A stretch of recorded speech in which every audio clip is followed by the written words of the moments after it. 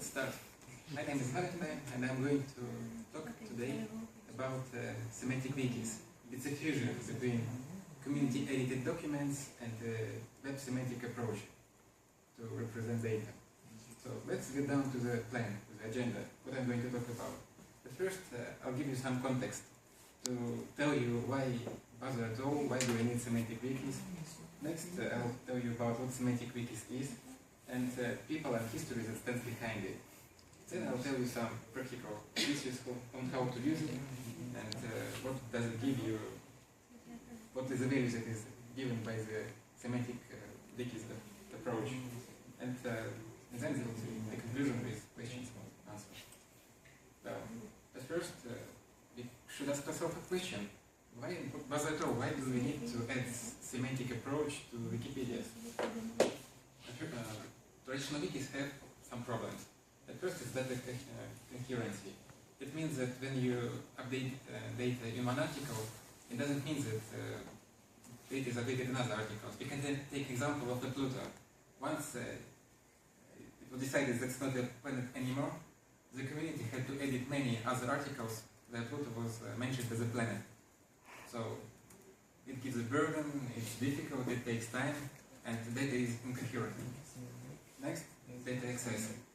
You can have much information in data in Wiki, but it's not easy to query. For example, you can have information about the height of each mountain, but to get a list of mountains in descending order, it takes much time, it's complicated, it involves human work. You should do it manually. Next is external data usage. For example, you can have a program. Take an example of a media player. You listen to a composition of your favorite artist, and some players let you to get information about this particular artist. They take information from the Wikipedia. But now it is impossible to get all albums, all discs made by this person, by this artist, just querying the wiki, because there is no structure. And what's more, current wikis, they have a plain text and category types of information.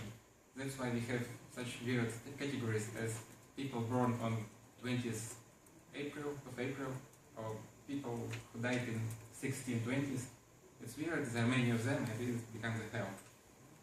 So, what is Semantic Wiki? It's a wiki where you have some knowledge structure, and that makes machine processing possible. That's the main thing that we want to get. In regular wiki, you have just a collection of unstructured text and links between the texts that are untyped, that have no additional meaning. And when you use the Semantic Wiki, pages represent some identifiable information, and links have a type.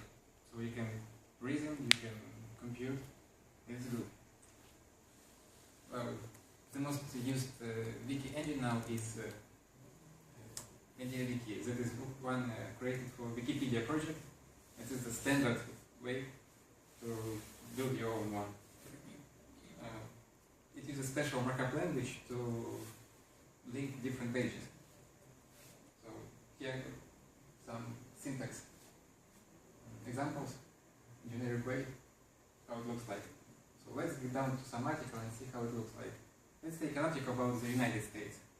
In the beginning you have the upper part of the slide, you have a page representation, and here's the source code.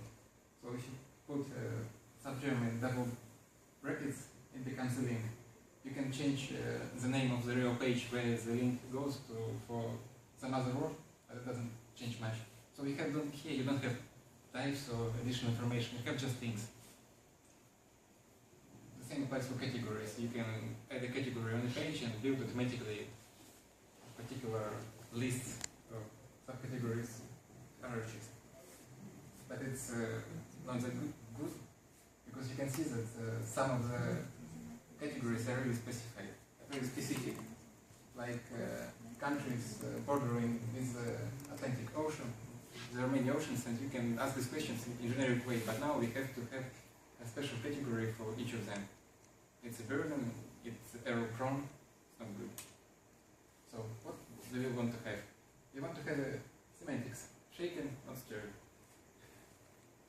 So you transition from the plain article about, for example, about London to something that has additional information like London is the capital of England, that it's a particular amount of people living there, it makes sense.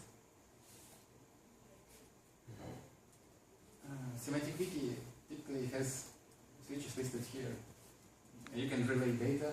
For example, say that X is the author of a Y book. You can assign attributes to pages to have some meta information. You can search and filter. In case you change information on one page, it gets propagated to other places. And popular uses are bibliography, genealogy, catalogs, and geology-related databases where there are much data that are very interconnected. So let's talk about the history of how it emerged. There are some milestones in this area. The first one, of course, is the creation of Wikipedia. It's a project that has millions of pages dedicated to various fields of knowledge.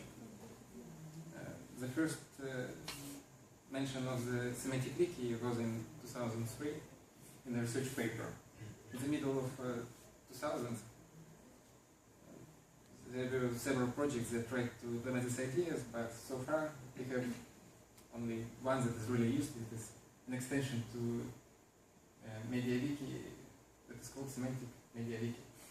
It is really widely used.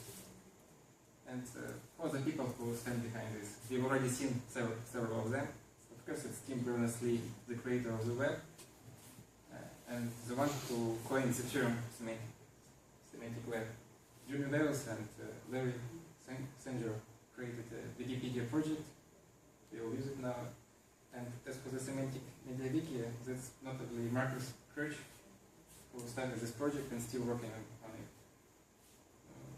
A research group in the University of Leipzig made a big contribution to development of semantic web on the whole. One of the creators of Wikipedia and OntoWiki, that is a research project on creating a semantic wiki. So how does it work? You want to add semantics. Maybe it can be included in the page, or it can be added separately. We can use various types of syntaxes, whether it's addition to the wiki markup, or to use all or RTF directly. It's up to us. It's up to creators of the semantic wiki engine. Ontologies that are used, they can be standard ones like Dublin Pro, whatever, or you can create your own. It depends on what you want. And some wikis, they provide learning and reasoning. It's not easy because you have pretty unstructured data, and it takes much time and much computational resources to compute. That's one of the reasons why Semantic Wiki is not used on Wikipedia. Not yet, at least. Well, if you have this semantic information, you can have similar articles, you can derive information, you can find information related by the same type. You can search using some standard or not standard tools. Well, in the wild, you can find several places where semantic wikis are used. Actually, that's not that much, but still, there are groups who discuss technology standards, there are groups that discuss genealogy, translation, just some funny stuff on the internet like MetaCafe, with some public wikis. And some companies, they also claim that they use it internally, but it's not open to public and you cannot really check. Notably, Department of Defense of the United States of America, Pfizer, as a company. And as for the engines, as I already mentioned, the most used nowadays is Semantic MediaWiki. That's funny because it's just an extension to MediaWiki, but it has special extensions for itself, like extension to create forms so that you do not write pages from the scratch, but you fill in some forms. There are result formats extensions that lets you represent data using math, using graphs, using tables. That's I already mentioned. Another project that is more academic is OntoWiki. It's the desktop application, and as far as I see, it's not that used on the internet. You can use it as well, but still. Let's look more closely at what is Semantic Wiki is. It's an extension to Wiki that adds special annotations to linked data. After this, after you do this, you can get automatically generated lists, you can get visual display information, you can search, you can export different formats, and it's really easy because you just have this extension to the syntax. You add a property name and a value, and that's it. Not more than this. And properties, so types, you can define them by yourself, or you can use the standard ones. And there is a way to convert it, for example, to all, and here's what the conversion looks like. It's really detailed.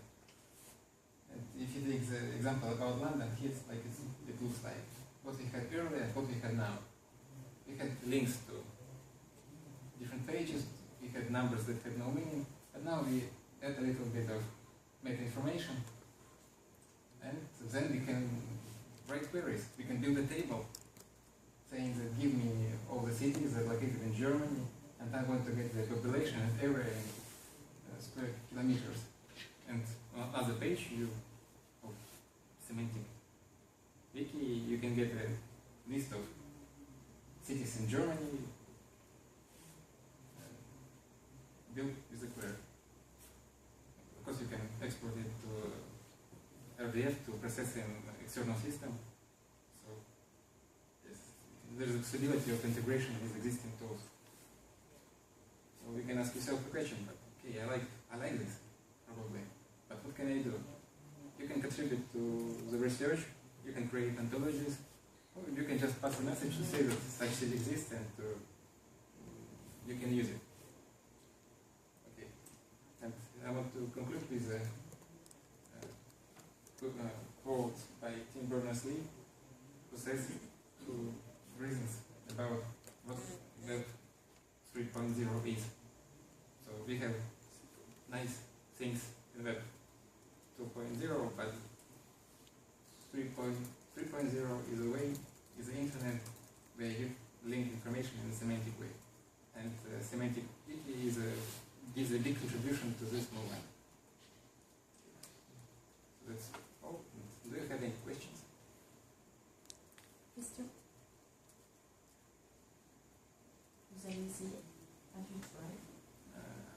I wanted to try, but it's not that easy because there are not so many projects. Some claim that they use it, but it's whether not open to the public, whether it's pretty specific. Honestly, I tried to find something, but that's not that easy because, for example, I expected to find this extension on Wikipedia itself, but it's not used because of performance issues. And okay, I tried, but I didn't find anything that it was really good to give an example.